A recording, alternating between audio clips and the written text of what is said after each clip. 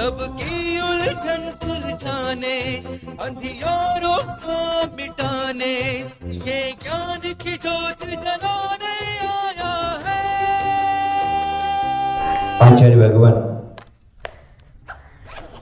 कुंद कुंद महामुनिराज ग्रंथराज समयसार जी के माध्यम से इस जीव ने अनादि काल से पर द्रव्य को अपना मानने की भूल की है। उस भूल को सुधार करने के लिए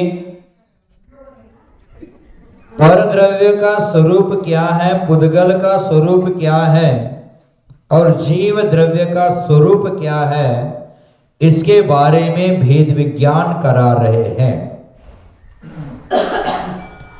मोह के विभ्रम में रहने वाला जीव स्व और पर का वास्तविक ज्ञान नहीं कर पाता है। स्व पर का वास्तविक ज्ञान किस माध्यम से प्राप्त हो जाता है, इसके बारे में आचार्य महाराज यहां कह रहे हैं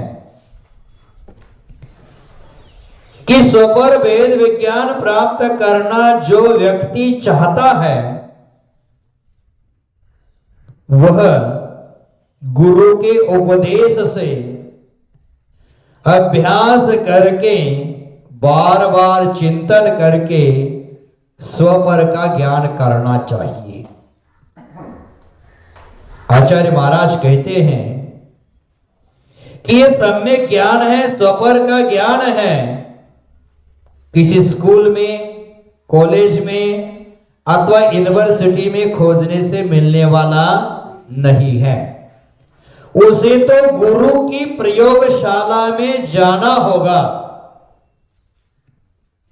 स्वगुरु पर वास्तविक वेद विज्ञान का सम्यक उपदेश जो देते हैं वही सम्यक उपदेश अपने जीवन में अपनाना पड़ेगा। जब वह गुरु के द्वारा मिला सम्यक उपदेश है और वही भेद विज्ञान की कला है, ऐसा समझकर जो गुरु ने दिया है उस पर श्रद्धान करना चाहिए। विगत चर्चा में आपने देखा था, सुना था कि कर्म कर्म का हित चाहता है और जीव जीव का हित चाहता है। साथ में हमने यह भी सुना था कि इस जगत में उपकारक वस्तु कौन नहीं है। सभी व्यक्ति उपकारक वस्तु को चाहते हैं, लेकिन हमारा सही उपकारक कौन है इसके वे बारे में जानते नहीं हैं। आचार्य महाराज कहते हैं कि दुनिया के लोग हैं मोहवशात दूसरे के दूसरे रूप में नहीं जानते हैं। मोहवशात दूसरे द्रव्य को, पर द्रव्य को अपना मानते हैं, उसको ही उपकारक मानते हैं। जो ही ज्ञानवश अपने आप को अपना और दूसरे को दूसरा मानने लगते हैं, पर द्रव्य है वो अपकारक है ऐसा जानकर उसको छोड़ देते हैं और आत्मा मेरा उपकारक है उस आत्म तत्व में तत्पर हो जाते हैं। वही भेद विज्ञानी जीव है, वही सम्यक ज्ञानी जीव है, यही ज्ञानी जीव की पहचान है। अतः हमें अज्ञानता को छोड़ करके भेद विज्ञानता को स्वीकार करना चाहिए। जो हमेशा दूसरे का अर्थात शरीर और परद्रव्य का उपकार करता रहता है वह अज्ञानी जीव है। हमारे जीवन में भेद विज्ञान के बल से, आत्म स्वरूप के बल से शारीरिक पुद्गलिक स्वरूप को छोड़ करके हमें अपने आत्मा में स्थित होना चाहिए, वही भेद विज्ञान की कला है। और जो व्यक्ति भेद विज्ञान में स्थित होता है वही अपने आत्मा का कल्याण कर सकता है। हम दूसरे के कल्याण में उलझे हुए हैं, स्वयं का कल्याण जानते नहीं। लेकिन आचार्य महाराज श्री सुंदर सा सूत्र दिया है। आचार्य महाराज की सर्वहितेशी देशना में आचार्य भगवंतों ने भगवती आराधना के टीका में लिखा है, आदिदम कादवम जदि सक्कदि पर इदम च कादवम, आदिदम पर इदादो आदिदम सुट्टू कादवम। माने श्रेष्ठ कौन सा कार्य है? पहले हमारे आत्मा का हित करना चाहिए, पहला कार्य वही है।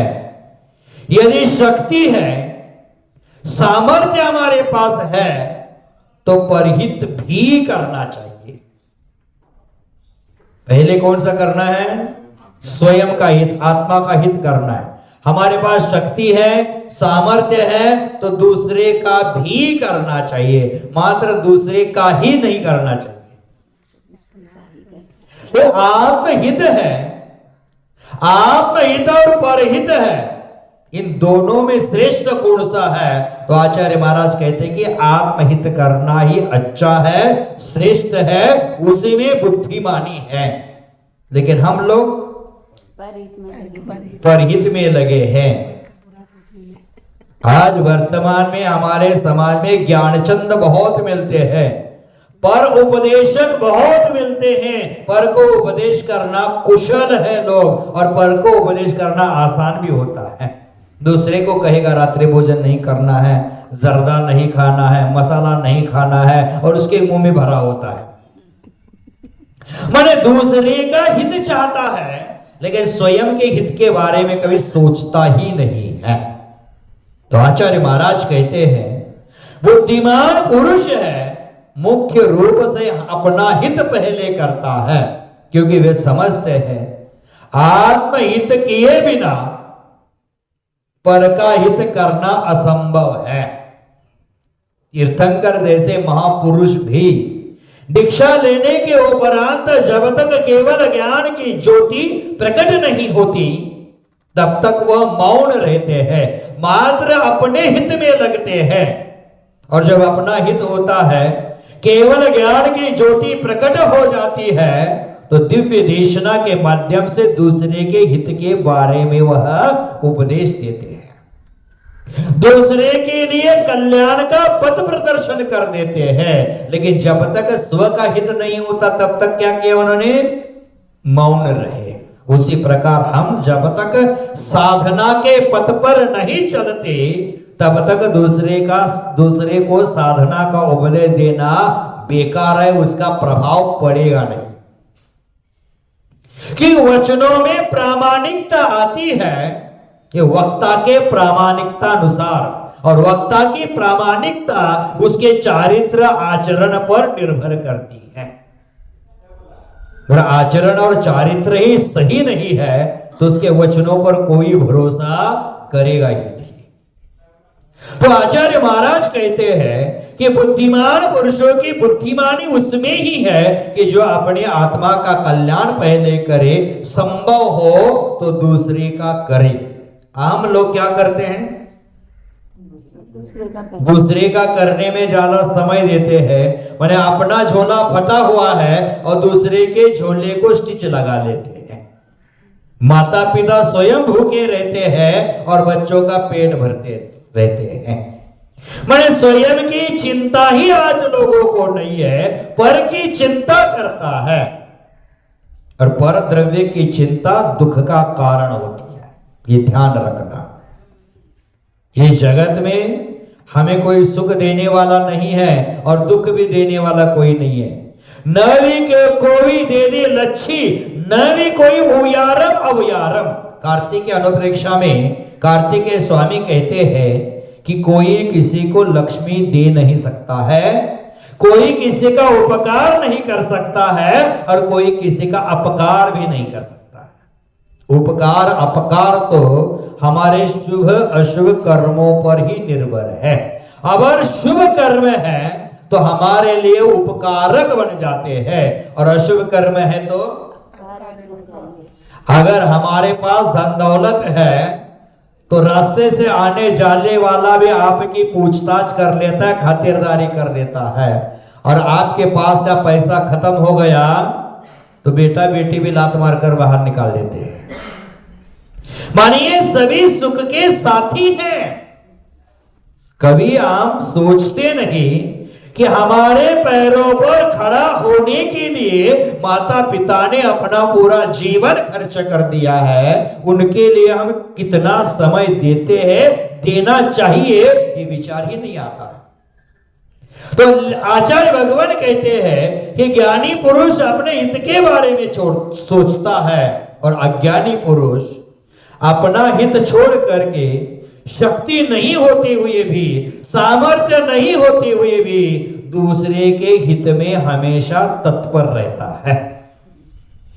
सभी संसारी प्राणी, सामाजिक प्राणी समाज में रहते हुए, परिवार में रहते हुए बस इस बात से अनुभूत हो चुके हैं कि दुनिया में सबका कितना भी उपकार करो लेकिन कोई कृतज्ञता ज्ञापित नहीं करता है। सब कृतज्ञ लोग हैं, उपकार को उपकार स्वरूप स्वीकार नहीं करते हैं। आप बेटा बेटी के लिए कितना भी कर लेना, लेकिन बुढ़ापे में वह आपको देखेंगे नहीं। गिने चुने लोग होते हैं जो अपने माता पिता की सेवा करते हैं। एक गांव में एक प्रसंग था, बूढ़ी माता थी और बीमार माता की सेवा बेटा अच्छी तरह से करता था, लेकिन बेटे के पत्नी को वो पसंद नहीं आता था। वो बोलती तो यहां छोड़ दो और हम जाकर कहीं शहरों में रह लेते हैं। वो बेटा नहीं मानता था कि बेटा कहता था कि माँ ने मुझे जिंदगी दी है, उस माँ की सेवा करना मेरा कर्तव्य है। पहले दो भाई तो छोड़कर निकल गए हैं, अब मेरा दायित्व है, माता को मैं ऐसे छोड़ नहीं सकता। तो पत्नी ने अंतिम शस्त्र बाहर निकाल दिया और कहती है आपको चयन करना, एक तो आप मां को चयन करो अथवा मेरा चयन करो। अगर तुझे मां के साथ ही रहना है, मां की सेवा ही करना है तो सेवा करते रह, मैं चली पियर, मुझे चाहिए डिवोर्स। तो कहता ठीक है डिवोर्स चाहिए तो ले लेना, अगर प्रयास करूंगा तो मुझे दूसरी पत्नी भी मिल सकती है, लेकिन एक बार मां गुजर गई तो दूसरी मां मिलने वाली नहीं है, मैं मां की ही सेवा करूंगा।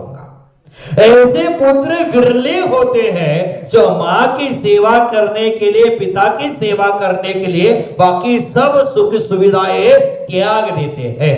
लेकिन आज वर्तमान की परिस्थिति विचित्र है, हम सुख सुविधाओं को देखते हैं, उन माता पिता के उपकारों को हम समझते नहीं, जानते नहीं है। जिनका हम उपकार करते हैं वो अपकारक बन जाते हैं, यह जानते हुए भी हम उनके पीछे पागल होकर भागते हैं। हमारे कल्याण का कभी हम सोचते ही नहीं हैं।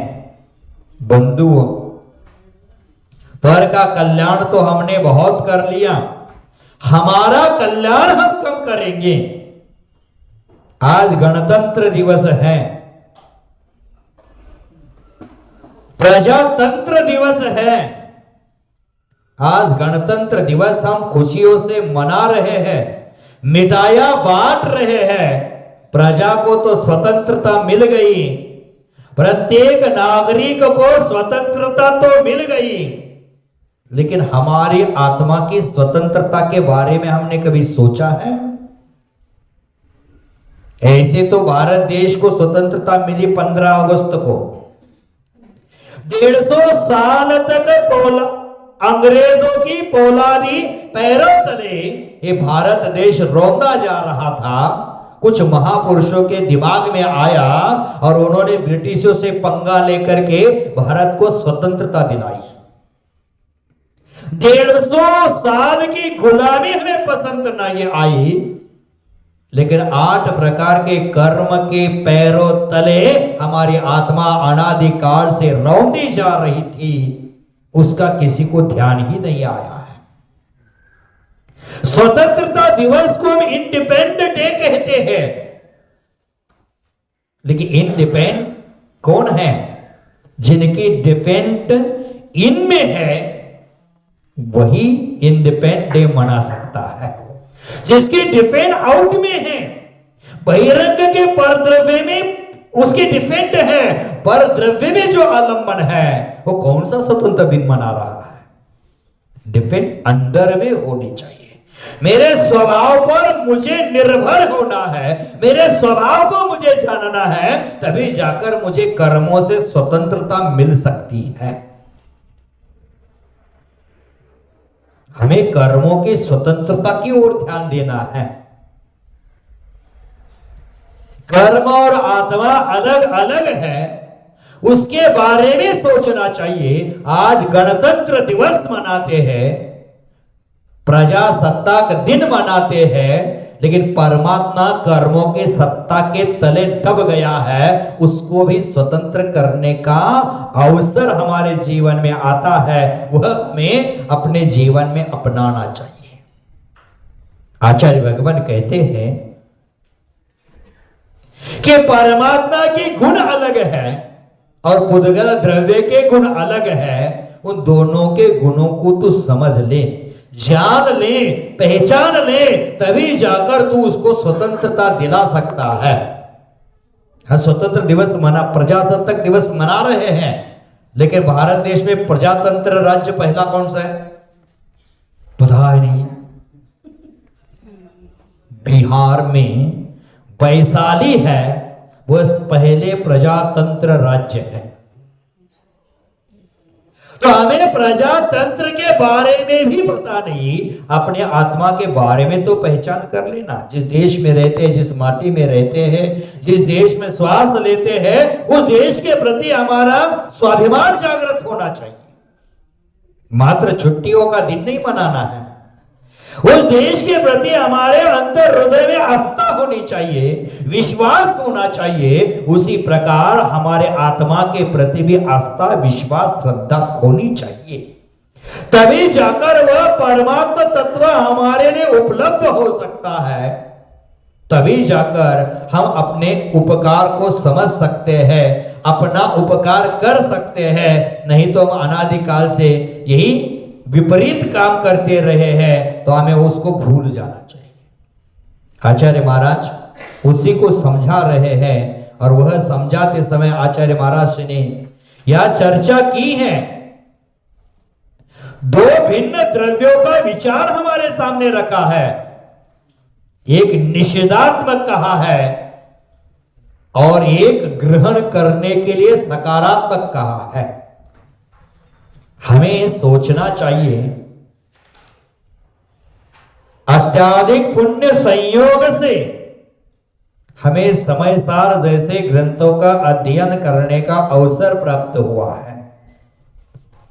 अत्याधिक पुण्य के संयोग से हमें गुरुओं की संगति प्राप्त होती है, और इस दुर्लभता को ध्यान में रखते हुए हमें उन गुरुओं के प्रति समर्पित रहना चाहिए, और उनके मुखार विंद से जो उपदेश अमृत सुनने को मिलता है उसका बार बार चिंतन करना चाहिए। अभ्यास करके हमारे अंतरंग में भेद विज्ञान की ज्योति जागृत करना चाहिए, और जो ज्योति जागृत कर लेता है वही मोक्ष को प्राप्त कर लेता है।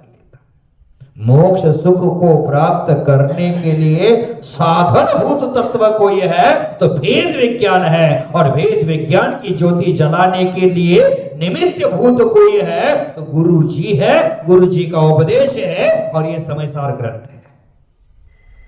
तो बंधुओं, ऐसी महान उपलब्धि हमें हुई है, ऐसे महान उपलब्धि के बारे में सोचो, विचार करो, चिंतन करो, मनन करो। एक बार नहीं, इसको बार बार विचार करना चाहिए, बार बार चिंतन करना चाहिए। अनुप्रेक्षा, अनुप्रेक्षा का अर्थ क्या होता है? बारह भावना नहीं है, अनुप्रेक्षा का अर्थ होता है बारंबार चिंतन करना। बारंबार चिंतन करना है। ये 12 भावनाएं हैं, बारंबार चिंतन करने योग्य है।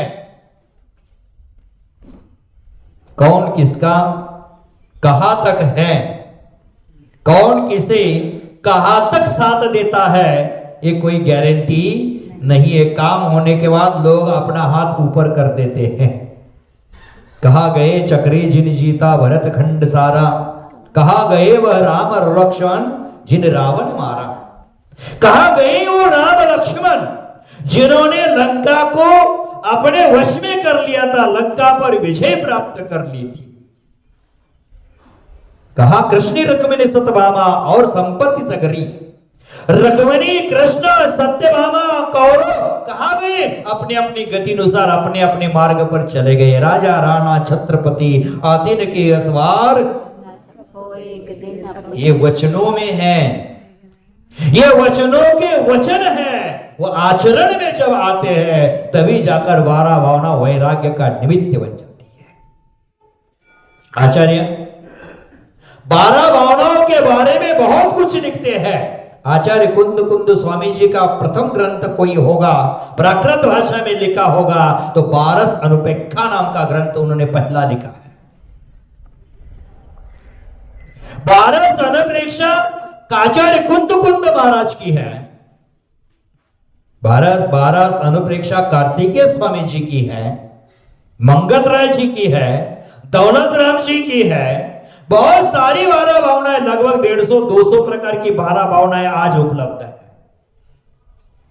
लेकिन मंगत राय जी की 12 भावना में कहते हैं तू चेतन और देह अचेतन, यह जड़ तू ज्ञानी, मिले अनादि यतन ते, बिछुड़े जो पय और प्राणी। रूप तुम्हारा सबसे न्यारा, भेद ज्ञान करना, जो लोग पौरुष थके न तौले, उद्यम सो चरणा। हमें कौन सा उद्यम करना है? हमेशा चिंतन करना है कि तू चेतन और देह अचेतन, यह जड़ तू ज्ञानी। तू कैसे है? ज्ञानी है। तू चेतन है और देह अचेतन है, पुद्गल है, जड़ है, एक दिन छूटने वाली है।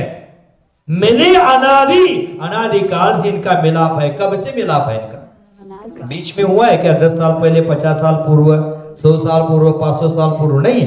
ये शरीर और आत्मा का, जड़ और चेतन का अनादिकाल का रिश्ता है। हमारे व्यवहार के रिश्ते कुछ कारण से उन रिश्तों में खटास भी आ सकती है, लेकिन इस रिश्तों में अभी तक खटास नहीं आई है।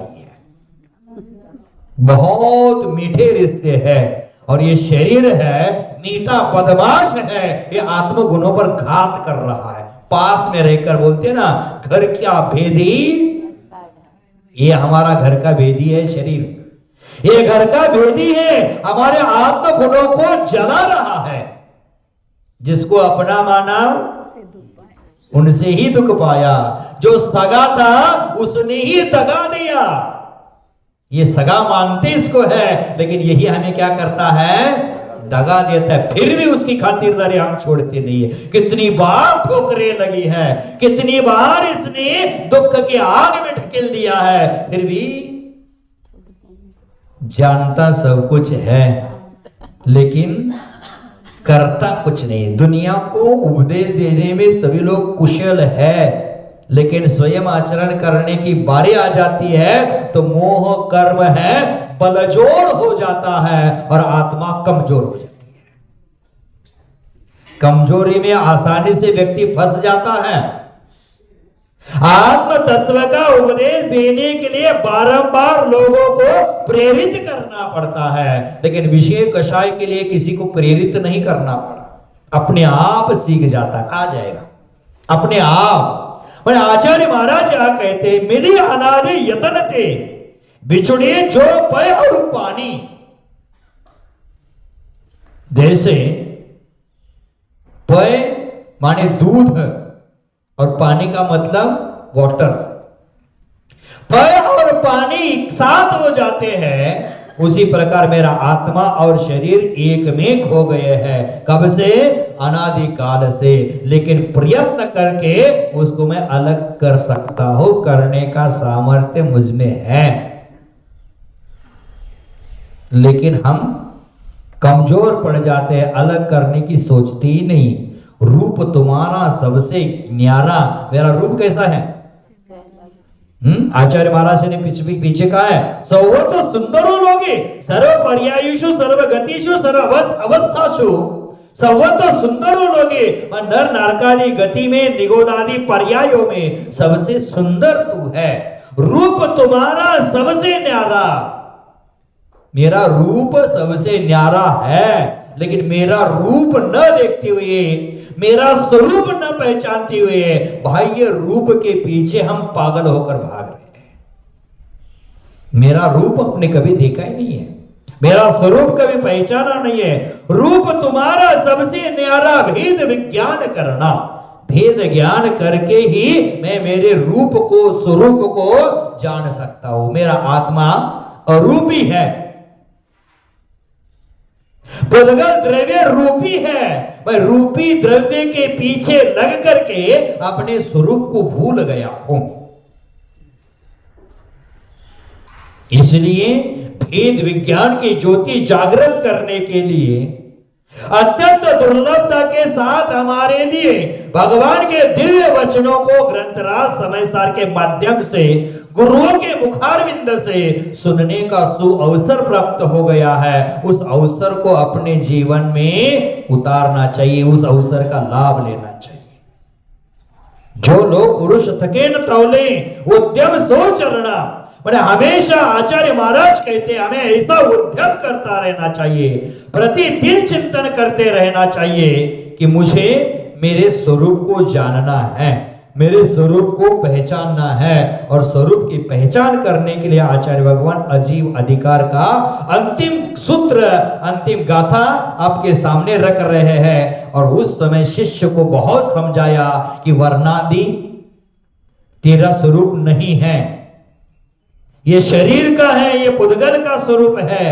शब्द तेरा स्वरूप नहीं है, लिंग तेरा स्वरूप नहीं है, आकार जो शरीर का है वो तेरा स्वरूप नहीं है। गुणस्थान, मार्गणा स्थान, जीव स्थान, संयम लब्धि स्थान, संकले स्थान, विशुद्धि स्थान, ये तेरा स्वरूप नहीं है। बहिरंग के स्वरूप तो तेरे है ही नहीं। इसके साथ साथ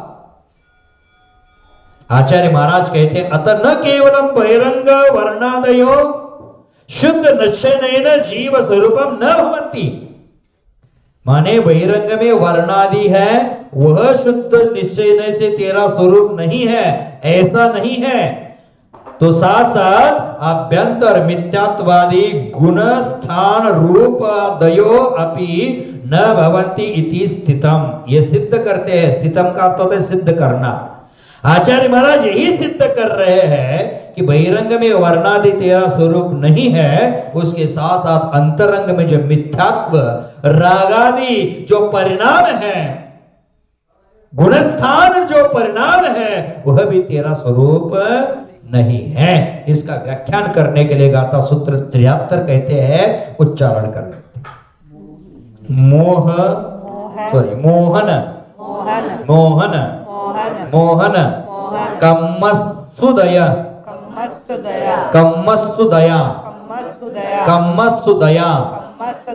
दु वन्निदा जे इमे गुणठाना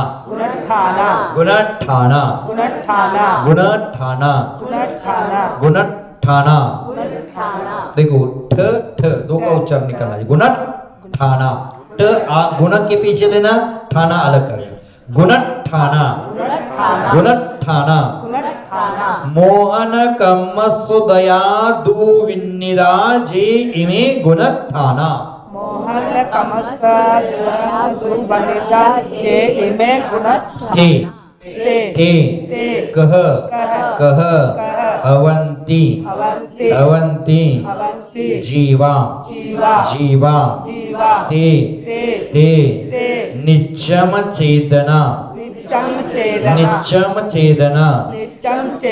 उत्ता उत्ता उत्ता उत्ता उत्ता उत्ता ते कह हवन्ति जीवा ते नित्यम चेदना उत्ता ते कह भवन्ति जीवा ते नित्यं चेदना उत्ता नौकम सुदयादु वन्निदाजे इमे गुणठाना ते कहवन्ति जीवा ते नित्यम चेदना उत्ता मोहन कमस्य दुनिदा ते इमे गुणठाना ते कहवन्ति जीवा ते नित्यं चेदना उत्ता मोहन कम सुदया देवन्निदाजे इमे गुणठाना ते कहवन्ति जीवा ते नित्यम चेदना उत्ता मोहन कमस्य दुवनिदा ते इमे गुणठाना ते कहवन्ति जीवा ते नित्यं चेदना उत्ता। देखो क्या कहते हैं, मोह कम्मन उदया माने मोह कर्म के उदय से, मोह कम्मस उदया माने मोह कर्म के उदय से, दु वन्निदा जे इमे गुणठाना माने मोह कर्म से जो यह गुणस्थान कहे गए हैं, मोह कर्म से उत्पन्न होने वाले जो गुणस्थान आदि कहे हैं वो वे कैसे हैं? ते कहवन्ति जीवा माने मोह कर्म के उदय से गुणस्थान होते हैं, तो वह जीव के कैसे हो सकते हैं? या उदय से अर्थ इसका मतलब उदय से ही हमेशा मत लगाना, क्षण से भी गुणस्थान होते हैं। ये कर्म का मोह कर्म का उदय है, मोहनीय कर्म का उदय है, उसमें दर्शन मोहनीय कर्म का उदय हो तो मिथ्यात्व गुणस्थान में रहेगा, उसका क्षयक्षम हो जाएगा तो ऊपर ऊपर के गुणस्थान में चढ़ेगा। ध्यान रखना है, सम्यक दर्शन होने के लिए प्रथम कौन सा कार्य होना जरूरी है? 7 प्रकृतियां जो मोहनीय कर्म की कही है, कुल मिलाकर मोहनीय कर्म की 28 प्रकृतियां होती है, उसमें से 7 प्रकृतियां हैं जो सम्यक दर्शन में बाधा उत्पन्न करने वाली है। वो 7 प्रकृतियां मिथ्यात्व, सम्यक मिथ्यात्व और सम्यक प्रकृति, और अनंतानुबंधी के 4, अनंतानुबंधी क्रोध, अनंतानुबंधी मान, अनंतानुबंधी माया, अनंतानुबंधी लोभ। ये 7 कर्मों का क्षय, उपशम अथवा क्षयोक्षम से ही सम्यक दर्शन की उपलब्धि हो जाएगी। माने मोह कर्म का उदय है, दर्शन मोहनीय का उदय है, तब तक हमें सम्यक दर्शन उपलब्ध होने वाला नहीं है। ऊपर के गुणस्थान में भी पहुंचता है, और जब मोहनीय कर्म का उदय आता है तो नीचे पतित हो सकता है, लेकिन हमेशा 10वें गुणस्थान के अंतिम तक ये मोह सताएगा। इसलिए आका मोहस्त उदयम माने मोह कर्म के उदय से, वन्निदा माने कहे गए जो गुणस्थान है, ते कहा जीवा हवंती, वैसे वह जीव के कैसे हो सकते हैं? क्योंकि वह कैसे नित्यम नित्य हमेशा, अचेतना उत्ता, वो कैसे अचेतन ही है, हमेशा मोहनीय कर्म अचेतन है। हम मोहनीय कर्म कभी चेतन हो गया कभी अचेतन हो गया ऐसा होता नहीं है। जगत में कितना भी विज्ञान प्रगत हो जाए, लेकिन चेतन को अचेतन और अचेतन को चेतन करने का सामर्थ्य किसी में भी नहीं है। सत्ता संवपयत्ता सविस्तरोवा अनंत पंचाया, 85 का सूत्र याद रखना। सत्ता सर्व पदार्थों की शाश्वत होती है, सत्ता में कोई बदलाव नहीं कर सकता है। तत्वार सूत्रकार जी ने कहा है सत द्रव्य लक्षणम, द्रव्य का लक्षण सत है, उसका कोई नाश नहीं कर सकता। कर सकता है क्या? हम धर्म क्यों करते हैं? मोक्ष कब मिलेगा? कर्म का नाश करने से। लोग कहते ही मिथ्या वचन है, कर्म का नाश नहीं किया जा सकता। कर्म का नाश करने का अर्थ पुद्गल का नाश करना हो जाएगा, क्योंकि पुद्गल मैं कर्म है, आप में सामर्थ्य नहीं हो। भगवान भी कर्म का नाश नहीं कर सकते, क्योंकि वो पुद्गल वर्गणाएं हैं। उत्पुन पुद्गल वर्गणाओं का नाश करने का सामर्थ्य भगवान में नहीं है। तो क्या करना है? मोक्ष कैसे मिलेगा? कर्म को निर्जीर्ण करना है, शक्तिहीन करना है उनको। जो कर्म बंद रूप परिवर्तित हो गए हैं, उसको निर्जीर्ण करना है, तभी जाकर मोक्ष मिलता है। 7 तत्व कहे हैं, उसमें कर्म नाश नाम का कोई तत्व नहीं कहा, कर्म की संवर करने का तत्व कहा है, आसनों को रोकने का तत्व कहा है, कर्म की निर्जरा का तत्व कहा है, कर्म का नाश तत्व नहीं कहा। लेकिन व्यवहार से बोला जाता है कर्म नाश करने के लिए चारित्र का स्वीकार आत्मानुभव किया जाता है, लेकिन नाश होता है क्या?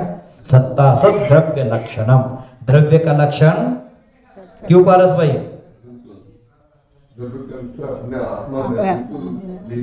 कर्म एक अलग वस्तु है, आत्मा एक अलग वस्तु है। सारी अलग वस्तुएं मिलकर कर्म का नाश नहीं कर सकते हैं, सारी अलग वस्तुएं मिलकर आत्मा का नाश नहीं कर सकती है, और सारी आत्माएं एक साथ होकर के पर द्रव्य का नाश नहीं कर सकती है। यह शाश्वत सत्य है, ध्यान में रखना।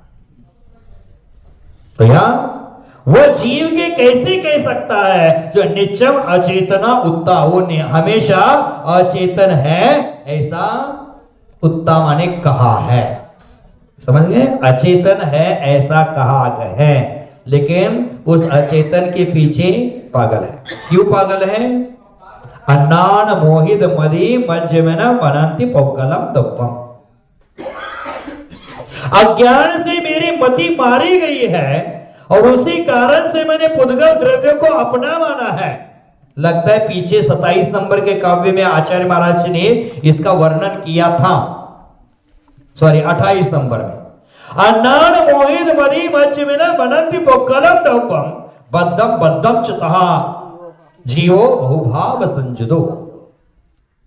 मेरे अज्ञान के कारण उसने चेतन अचेतन बद्ध अबद्ध, इसका अर्थ चेतन अचेतन वस्तुओं को अपना माना है।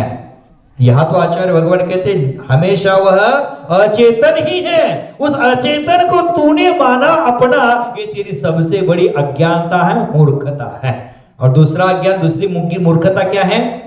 मेरी आत्मा को छोड़कर बाकी चेतन द्रव्य को भी अपना मानना, यह भी हमारी मूर्खता है। उस समय चेतन परिग्रह, अचेतन परिग्रह और मिश्र परिग्रह, 3 प्रकार के परिग्रह का व्याख्यान पीछे किया था आचार्य महर्षि ने। पुत्र स्त्री पुत्रादि चेतन परिग्रह, अलंकार आभूषण आदि अचेतन परिग्रह, और अलंकार आभूषण पहने हुए स्त्री पुत्रादि मिश्र परिग्रह। साधु के लिए चेतन परिग्रह छत्रादि, अचेतन परिग्रह पीछी कमंडल पुस्तक आदि, और पीछी कमंडल के साथ छत्रादि मिश्र परिग्रह।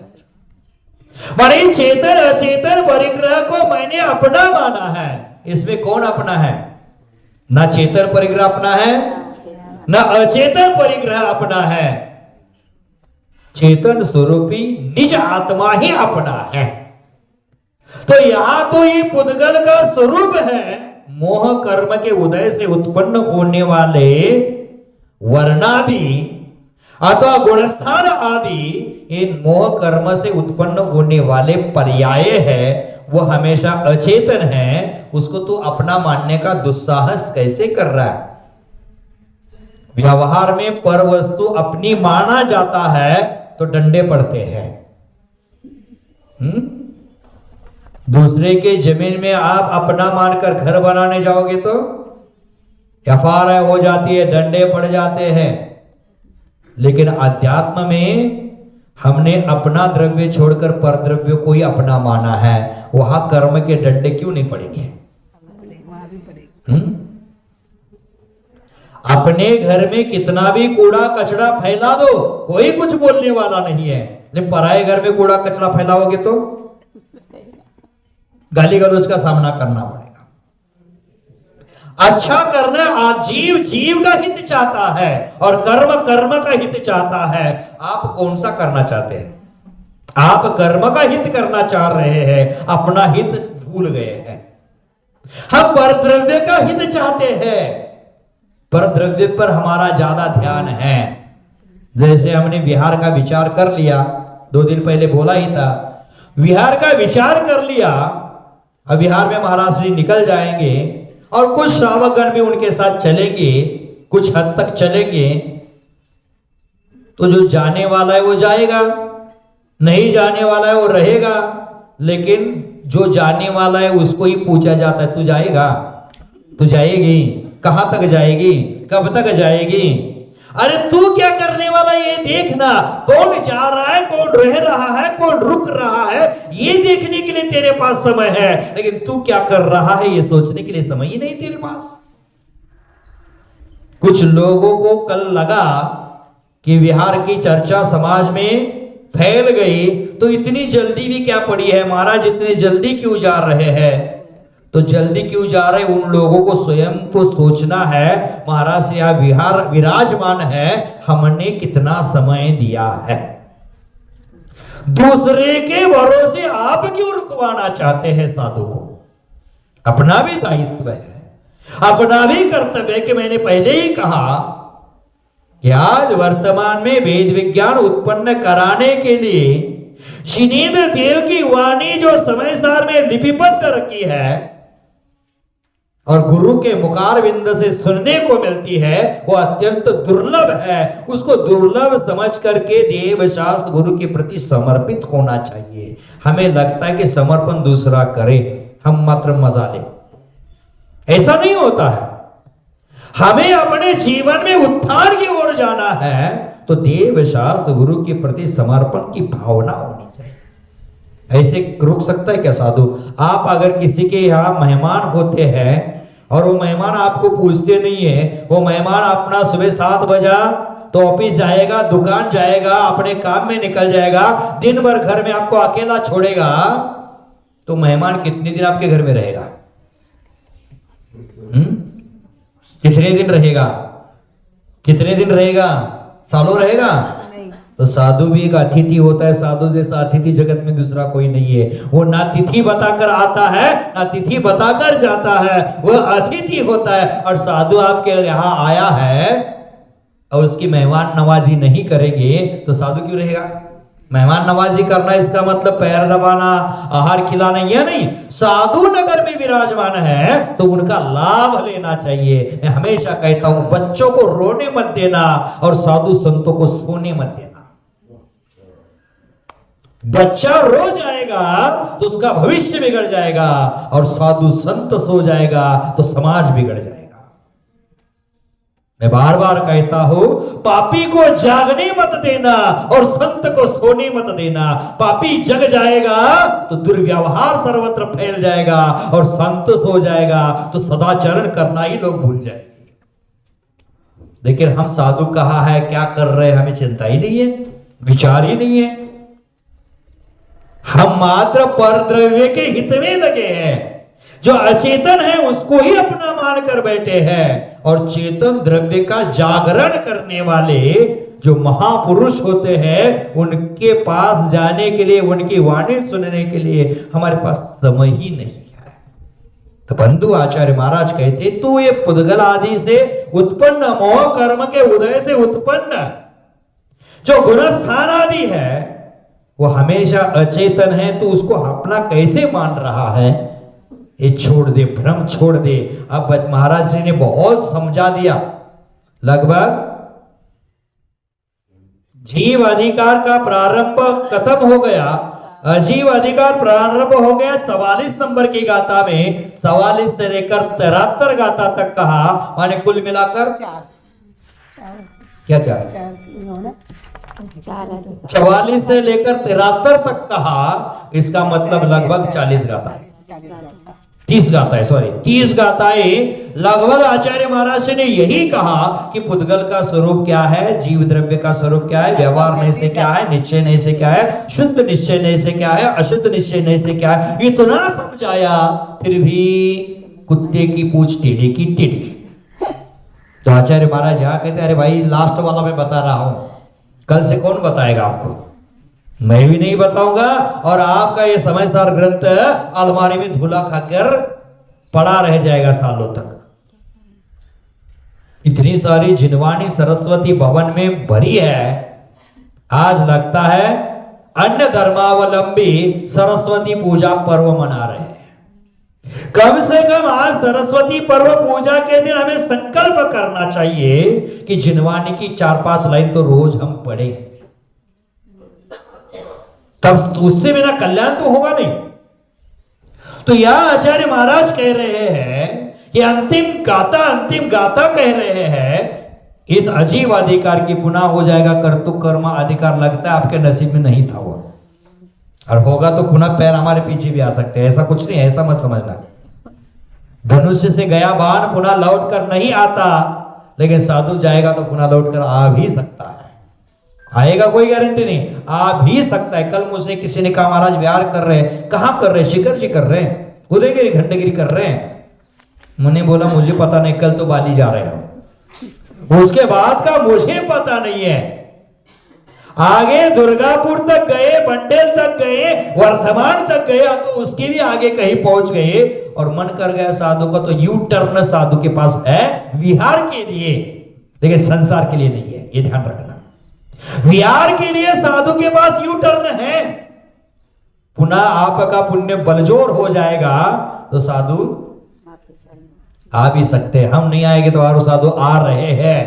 आपका भाग्य उदय में आया है, और भी साधु आपके जीवन में ज्ञान ज्योति जलाने के लिए आ रहे हैं। सुना है प्रमुख सागर जी आ रहे हैं, उनका संग आ रहा है, सुना है। कर लेना जिनवानी का बहुत अध्ययन। जीवन में सम्यक ज्ञान ही होता है प्रमुख, और सम्यक ज्ञान की प्रमुखता से व्यक्ति होता है सांसारिक दुख से विमुख। और संसार दुख से विमुख होना है, और संसार से विमुख करने के लिए आ रहे सागर प्रमुख। उसको समझना है, अपने आचरण में लेना है, वाणी सुनना है। पात्र कौन सा देखना नहीं, पानी पीने का मतलब होना चाहिए। कौन संघ के है, कौन पंथ के है, नाम क्या है, इसका कोई मतलब नहीं है। हमें पात्र से मतलब नहीं है, हमारी प्यास बुझनी चाहिए, हमारे ज्ञान का विकास होना चाहिए, यही हमारा लक्ष्य होना चाहिए। और यह लक्ष्य जिसका होता है, उसको सम्यक ज्ञान से दूर कोई भी जगत की वस्तु ले जा नहीं सकती है। तो आचार्य महाराज कहते, टीका में क्या कहते देख लेना। मोहन कम्मस उदयादु वन्निदा जे इमे गुणठाना निर्मोह परम चैतन्य प्रकाश लक्षण परमात्म तत्व प्रतिपक्षी भूताना भूत अनादि अविद्या कदली कंदाय मान संतान आगत मोह कर्मोदया सकाशा यानी माने वर्णानी कथितानी गुणस्थानानी। क्या क्या कहा देख लेना। पहले आत्मा का स्वरूप कहा, जिनसेन आचार्य की यही स्टाइल है। पहले आत्मा का स्वरूप कहेंगे, पुनः पुद्गल का स्वरूप कहेंगे, और दुनिया भर की चर्चा करेंगे, और अंत में यही कहेंगे गिरी गुआ गौरे स्थित्वा शुद्ध आत्मानी ध्यातव्या कर्तव्या। इतना ही कहेंगे कि हमें आत्मा का ध्यान ही करना है, बाकी कुछ नहीं। तो पहले क्या कहा, निर्मोह। मेरा स्वरूप क्या है, मात्र निर्मोह है क्या। और कहा परम चैतन्य प्रकाश लक्षण। मेरा स्वरूप क्या है, परम चैतन्य प्रकाश लक्षण है जिसका। हमारे प्रकाश चैतन्य में जो प्रकाश है वो कैसा हो गया है, अभी परम नहीं है। तो यह परम चैतन्य प्रकाश लक्षण है जिसका। हमारी जो प्रकाश में चैतन्य ज्योति है वो धुएं से सहित है, और भगवान की जो है निर्धूत कलिलात्मनि, कोई धुला नहीं वहां। अथवा भगवान के परम ज्योति कैसे है, आचार्य भगवान मानतुंग स्वामी भक्तामर स्तोत्र में कहते हैं, क्या कहते हैं? निर्धूम वर्ति रप वर्जित तैल पूरः। इसमें कोई धुआं नहीं है, तेल नहीं है, बाती नहीं है, लेकिन परम चैतन्य की ज्योति हमेशा प्रज्वलित है। एक समय मेरु पर्वत को चलायमान करने वाली हवा भी निकल आ सकती है, सुनामी भी निकल आ सकती है, लेकिन आपको चलायमान करने वाली कोई हवा नहीं, चैतन्य ज्योति को बुझाने वाली कोई हवा नहीं है। विशाल हवा निकल आ जाए तो छोटी मोटी पर्वत होते हैं, वो हवा से डगमगा जाते हैं, लेकिन मेरु पर्वत कभी डगमगाता नहीं है। आप मेरु पर्वत समान अचल हो, निश्चल हो, आपको जगत की कोई भी ताकत हिला नहीं सकती, आपके परम चैतन्य ज्योति को बुझा नहीं सकती। माता को 16 स्वप्न आते हैं, उसमें निर्धूम अग्नि, तो परम चैतन्य लक्षण स्वरूपी आत्मा का ही प्रतीक है। निर्धूम अग्नि का यही लक्षण है कि आपका पुत्र कर्म रहित परम ज्योति को प्रकट हो जाएगा, धुआं रहित ज्योति को प्रकट हो जाएगा।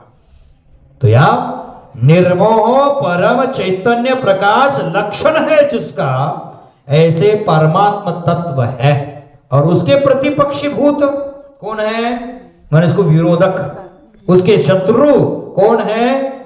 अनादि अविद्या, अनादिकालीन अज्ञान है, वह उसका शत्रु है। कदली कंदायमान संतानगत, कदली कंदायमान, कदली कंद, कंद माने जमी कंद नहीं लेना है, कंद कंद, जमी कंद केला भी नहीं लेना है, कंद। कदली का अर्थ होता है केले का पेड़, कंद का अर्थ होता है पेड़, कदली माने केला, केले का पेड़। भगवान की स्तुति करते समय भी आया है सुप्रभात स्तोत्र में।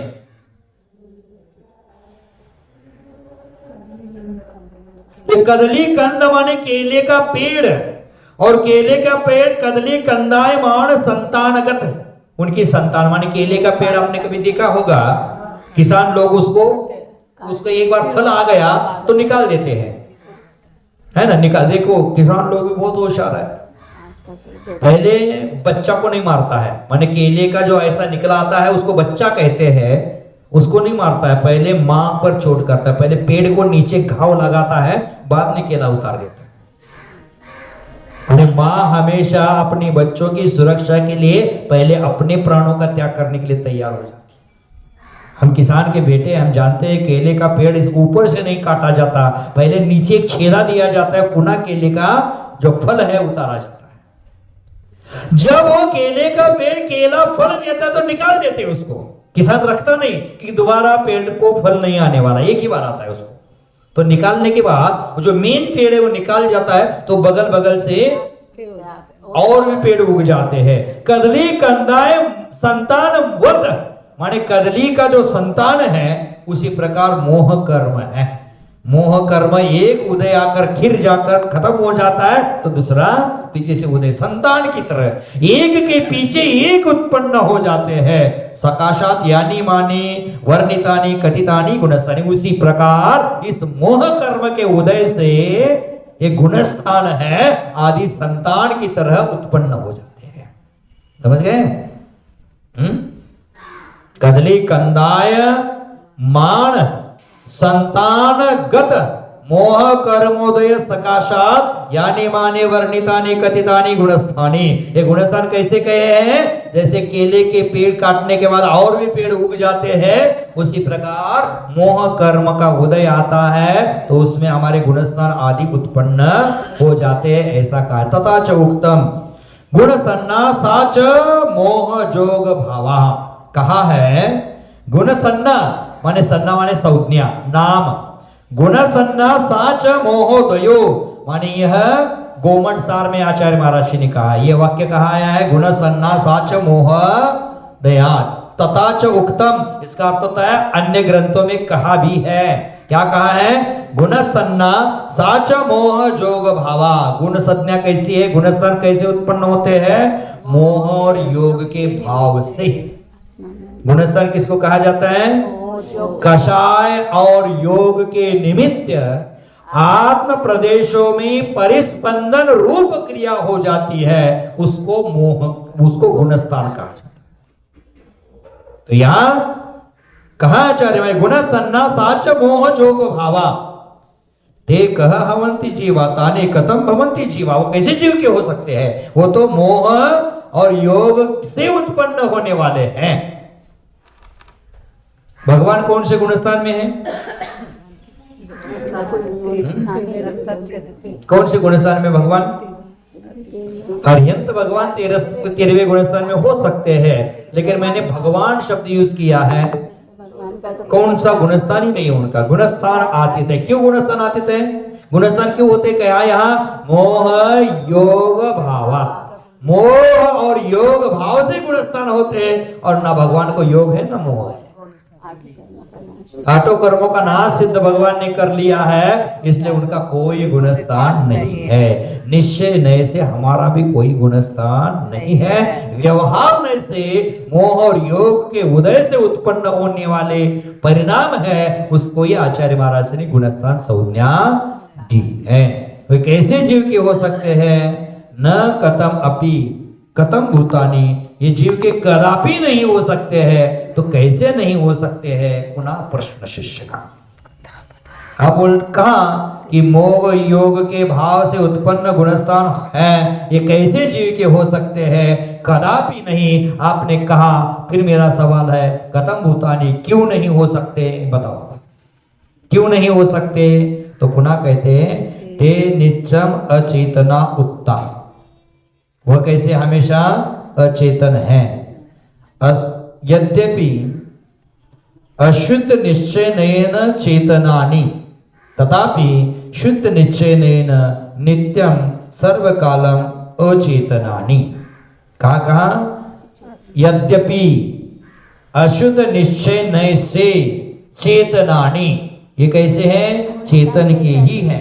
कैसे है? अशुद्ध निश्चय से है। अशुद्ध निश्चय क्या है? व्यवहार है। समझ गए? अशुद्ध निश्चय से चेतनानि, क्योंकि मोह योग से उत्पन्न होने वाले परिणाम है, वो कहाँ होने वाले? आत्मा में होने हैं। इसलिए व्यवहार से आत्मा का कहा है गुणस्थान आदि। तथापि फिर भी शुद्ध निश्चय से नित्यम सर्वकालम अचेतनानि। शुद्ध निश्चय से देखा जाए तो ये सब कैसे है? अचेतन ही है। अशुद्ध निश्चय अस्तु वस्तु तो हो, यद्यपि द्रव्य कर्म अपेक्षया अभ्यंतर रागादयः चेतना इति मत्वा निश्चय संज्ञा लभते, तथापि शुद्ध निश्चय नय अपेक्षा व्यवहार एव। क्या कहा? द्रव्य कर्म की अपेक्षा अभ्यंतर में रागादि है, रागादि है, वह चेतन है ऐसा माना जाता है, लेकिन निश्चय से देखा जाए तो वह व्यवहार से ही जीव के है, अशुद्ध नय से जीव के हैं। इति व्याख्यानम निश्चय व्यवहार विचार काले सर्वत्र ज्ञातव्यम। ऐसा व्यवहार और निश्चय का व्याख्यान करते वहां सर्वत्र जानना है। व्यवहार से जीव के हैं, निश्चय के जीव के नहीं है। एवं अभ्यंतरे यथा मिथ्या दृष्टादि गुणस्थानानि जीव स्वरूपम न भवति तथा रागादयो अपि शुद्ध जीव स्वरूपम न भवन्ति कथन रूपेण अष्ट गाथा कथा। माने ये 30 गाथाएं कही थी, उसमें 8 गाथाएं क्या कहने के लिए कही है आचार्य भगवान? कि बहिरंग अभ्यंतर में मिथ्या दृष्टादि गुणस्थान जीव स्वरूप नहीं है, उसी प्रकार रागादि भी जीव का स्वरूप नहीं है, ऐसा कथन करने की मुख्यता से 8 गाथाएं यहाँ हो गई। एवं अष्ट गाथा भी तृतीय अंतर अधिकारो व्याख्यातः, उसी प्रकार 8 गाथा के द्वारा तीसरा अंतर अधिकार कहा गया। ननु रागादयो जीव स्वरूपम न भवन्ति इति जीव अधिकारे व्याख्यातम, अस्मिन् अजीव अधिकारे अपि तद एव इति पुनरोक्तम इदं तन्न। क्या कहा? रागादयो कि कहा कि 8 गाथा के द्वारा क्या कहा, रागादि जीव का स्वरूप नहीं है कहा। शिष्य कहते हैं नो, ऐसा कैसे हो सकता है, रागादय जीव स्वरूपम न भवन्ति इति जीव अधिकारी व्याख्यात, माने जीव अधिकार में भी आपने ऐसा व्याख्यान किया है कि रागादि जीव का स्वरूप नहीं है। पुनः अस्मिन माने इस अजीव अधिकार में भी तदेव माने वही कहा, जीवाधिकार में भी कहा था कि रागादि जीव का स्वरूप नहीं है, आज अजीवाधिकार में भी आप कहा कि रागादि जीव स्वरूप नहीं है। ये पुनरुक्त तो दोष नहीं है, बार बार कहने का दोष उत्पन्न नहीं होगा।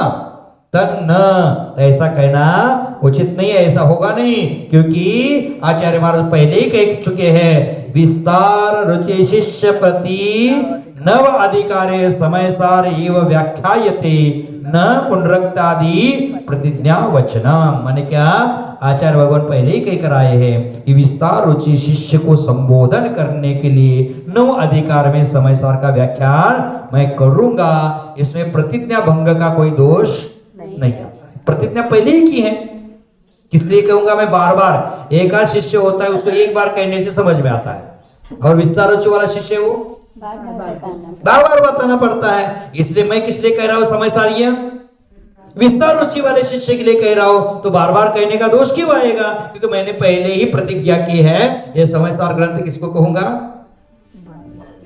विस्तार रुचि शिष्य संबोधनार्थम। अगर अल्प रुचि को वाले शिष्य को समय सार समझना है तो पहले 14 गाथा पर्याप्त है। विस्तार रुचि वालों को समझा रहे तो बार बार कहेंगे, एक बार रागादि जीव का स्वरूप नहीं, जीवाधिकार में कहा, जीव की अपेक्षा कहा, अब पुद्गल का स्वरूप है, ये पुद्गल की पर्याय है, इसलिए पुनः पुद्गल की अपेक्षा भी आप कहा है, इसमें प्रतिज्ञा दोष नहीं। अथवा भावना ग्रंथे समाधि शतक परमात्म प्रकाश आदि ग्रंथवत रागिनाम श्रृंगार कथावत वा पुनरुक्त दोषो नास्ति। भावना ग्रंथ, भावना ग्रंथ का अर्थ होता है आध्यात्मिक ग्रंथ। आध्यात्मिक ग्रंथ ये समय सार है, प्रवचन समाधि शतक है, परमादिक प्रकाशक आदि ग्रंथ भावना ग्रंथ है। उसमें रागी नाम, उसमें जो बार बार कहा जाता है वैसा कथन रागी जीवों को बार बार कहा जाता है, श्रृंगार आदि की कथा, उसी प्रकार ये इसलिए नहीं कहा है। रागी लोगों को काम भोग बंद कथा अनादिकाल से परिचित है, अनादिकाल से सुनी है, अनादिकाल से अनुभूत है, यह आत्मा की कथा अनुभूत नहीं है, इसलिए भावना ग्रंथ में उसको कहना कोई दोष नहीं। अथवा तत्र जीवस्य मुख्यता अजीवस्य मुख्यता, अत्र अजीवस्य मुख्यता, माने वहां जीव की मुख्यता से कहा था, यहाँ अजीव की मुख्यता से कहा है। विवक्षितो मुख्य इति वचनात्, विवक्षा होती है मुख्य की मुख्यता के वचन से की जाती है। अथवा तत्र सामान्य व्याख्यानम अत्र तु विस्तारेण, वहां सामान्य से कहा था कि रागादि जीव का स्वरूप नहीं, यहाँ विस्तार से कहा, समझ गए। अथवा तत्र रागादिभ्यो भिन्नो जीव भवन्ति इति विधि मुख्यताया व्याख्यानम, वहां रागादि से भिन्न जीव है, विधि की मुख्यता से कहा। अत्र तो रागादयो जीव स्वरूपम न भवति इति निषेध मुख्यतया व्याख्यानम, या निषेध रूप में कहा, या नकारार्थ नहीं है, रागादि जीव का स्वरूप नहीं है, नकारार्थ निषेध मुख्यता से कहा, और वहां विधि मुख्यता से ग्रहण और त्याग दो लगा लेना, एक निषेध मुख्यता से कहा और एक विधि मुख्यता से कहा। किम वत, कैसे कहा, एकत्व अन्यत्व अनुप्रेक्षा प्रस्तावे। 12 भावना में एकत्व भावना आती है, अन्यत्व भावना आती है। एकत्व भावना में क्या कहा कि मैं अकेला हूं, मेरा कोई नहीं है, ये सब सुख के साथी है, और अन्यत्व भावना में कहा मुझसे बाकी सब अन्य। विधि और निषेध, पहले मैं अकेला हूं, मेरा कोई नहीं है, और बाद में अन्यत्व होने मेरे से अन्य सब लोग हैं, वो मेरे नहीं हो सकते, माने मैं उसका नहीं हूं, वो मेरा नहीं। जैसे कहा जाता है विधि निषेध, एक व्यक्ति था, कहीं गया था कि कोई गलती कर लिया था, मार खाकर आया, मार खाकर आया तो घर में आकर बीवी को कहेगा मैंने मार खाकर आया, थोड़ा चालाकी वाला भाषा बोलता है। उसने मुझे मारा, उसने मुझे मारा और मुझे उसने मारा। क्या कहा? उसने मुझे मारा और मुझे उसने मारा। मैंने दोनों बार इसने ही मार खाया था। एक बार विधि मुख्यता से कहता है, एक बार निषेध मुख्यता से कहता है। इसी प्रकार आचार्य महाराज जी ने यहाँ एक बार जीव की विधि मुख्यता से कहा और एक बार निषेध मुख्यता से कहा। इसमें बार बार कहने का दोष नहीं आता है। तुम बार बार मत बोलना कि आचार्य महाराज वही वही वही वही कितना कहते हैं।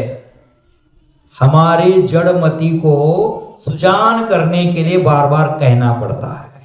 2-4 दिन पहले कहा था, कोई छोटा बच्चा नारियल तोड़ता है 10 बार पटकता है लेकिन टूटता नहीं, लेकिन ज्ञानी व्यक्ति एक बार सही जगह पर उसको चोट लगाता है, उसके टुकड़े टुकड़े हो जाते हैं। उसी प्रकार आचार्य महाराज बार बार चोट लगवा रहे हैं। अज्ञानी है, नारियल हम बार बार तोड़ने का प्रयास करते हैं, उसी प्रकार आचार्य महाराज बार बार हमारे लिए चोट लगवा रहे हैं।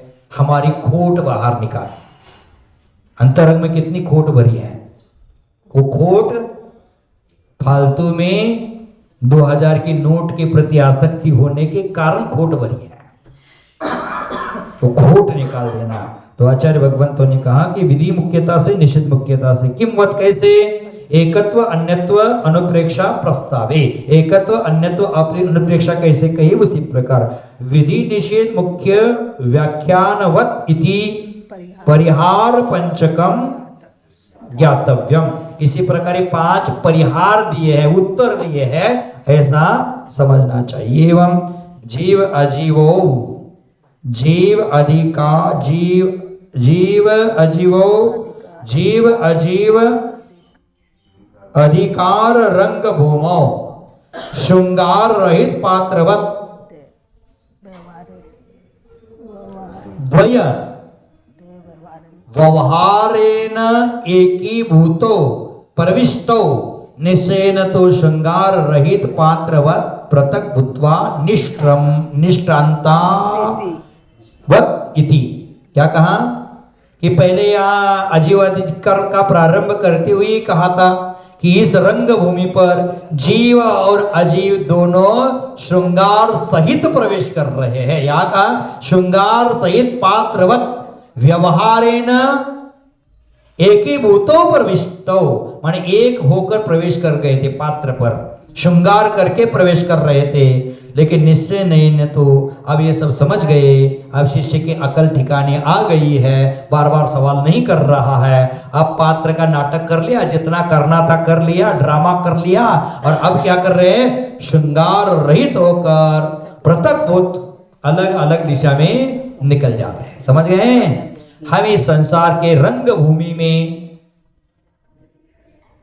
पुद्गल का श्रृंगार जीव पर चढ़ा करके इस रंग मंच पर नाटक कर रहे हैं। इस नाटक में सबने कोई ना कोई पात्र धारण कर लिया है। कोई बाप है, कोई बेटा है, कोई बहन है, कोई भाई है, कोई माँ है, कोई बुआ है, हम महाराज हैं। ये नाटक ही है हमारा। सभी ने अपने अपने पात्र को स्वीकारा हुआ है, लेकिन इस पात्र में जब भेद विज्ञान हो जाता है, शरीर भिन्न है, आत्मा भिन्न है, इसका ज्ञान हो जाता है, तो इस रंगमंच से अपनी अपनी दिशा में पात्र निकल जाते हैं। जैसे आप नाटक करते हैं तो देखा जाता है सामने पीछे एक पर्दा लगाया जाता है, दोनों दिशा में डोर होता है। जाते समय एक इधर से जाएगा, एक इधर से जाएगा, अगर उसका प्रसंग ऐसा हो तो, नहीं तो एक साथ एक दिशा में निकल जाते हैं। ऐसा ही झगड़ा हो गया तो झगड़े का कोई सीन दिखाया है तो क्या करेंगे?